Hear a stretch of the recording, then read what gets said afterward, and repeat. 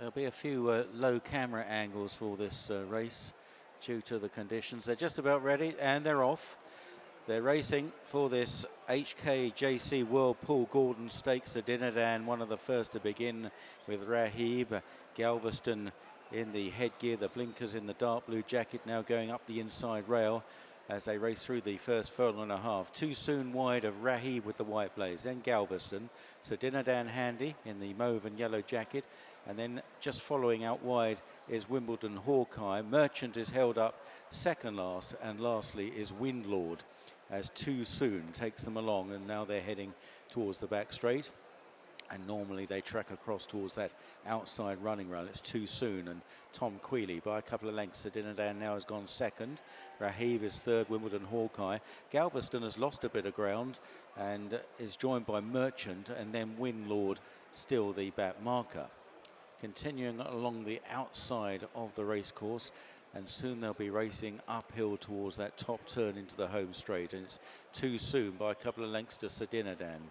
Rahib and Wimbledon Hawkeye, Galveston, and then Merchant, who's held up by Tom Marquand in the light blue jacket, and Windlord at the rear of the field. Cutting across now towards this right-hand turn, and they've got about 6 furlongs to cover. They've just passed the 6 and they're heading now towards the 5 furlong point from home. And Too Soon is going to turn first from Dinnerdan, followed by Rahib and Wimbledon Hawkeye, Galveston, and then Merchant, and finally Windlord. And now they start on down the hill towards the final little right-hander, which will be about 4 furlongs from the finish. And Too Soon has led all the way, and they're certainly kicking up the turf now. Rahib and Dinnerdan and Wimbledon Hawkeye. Galveston is nudged along on the inside. Merchant making good progress, and then Windlord, and they opt to race down the centre of the track. In fact, they might go the whole hog towards the stands rail, and Wimbledon Hawkeye coming there strongly to challenge the nose-banded Too Soon. On the left is Rahib. Merchant is in behind them. Then Dinnerdan. Galveston can't go on, and Windlord just staying on a bit from the back. Inside the final 2, Wimbledon Hawkeye now chased down by Merchant in second, but Merchant still got a length and a half to find on this leader. Then Rahib as they race on inside the final furlong. Wimbledon Hawkeye sticking on well from Merchant, and they're getting away. Merchant now summoning up an extra effort on the far side of Wimbledon Hawkeye. It could be very close between them. Merchant and Wimbledon Hawkeye. Merchant, Wimbledon Hawkeye. That is tight. They're 7 or 8 lengths clear of Windlord. Then came Rahib.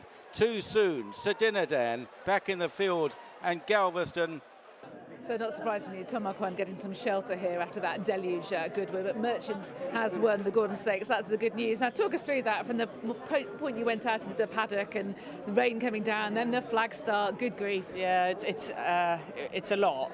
You know, I think it's fair to say, and that we're lucky. He's a horse with a beautiful mind. We always knew that was going to be his biggest asset going into Ascot and places like that in the festival meetings. But I think today he really probably showed it even more impressively in the fact that he managed to get the job done, even though he hated it. Hated the ground, I should say. He was good to go and run down a tough horse that was clearly enjoying the ground a little more than him. But class prevailed, and a very good attitude helped him. Was there a moment in the straight where you thought, I might not get there? Oh, yeah, to be honest, I was quite happy first furlong of the straight. As soon as Sean sort of took a step forward, I then had 2 furlongs where it was like, can you get to the standside fence in time?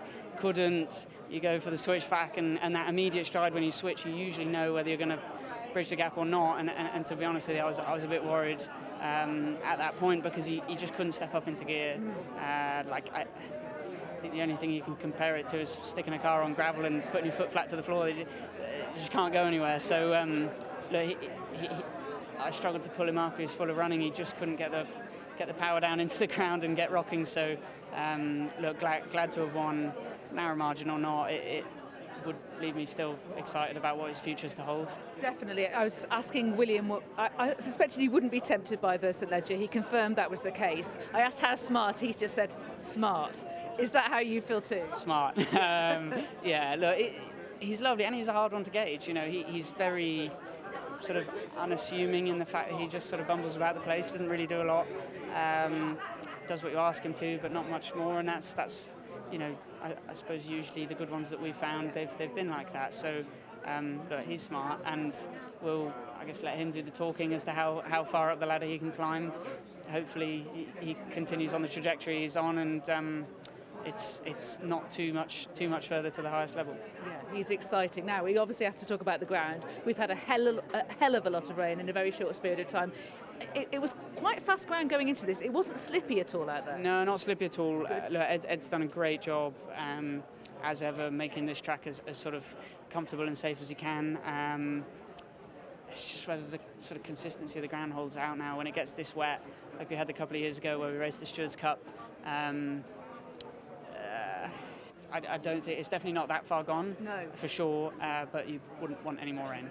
What would you call the ground now? Yeah, I mean it's super soft, super wet, but it's not testing ground because it's so wet. If that makes sense, which I always feel like heavy is a description for proper slog it out type ground. This isn't it. It's so wet. It's so loose.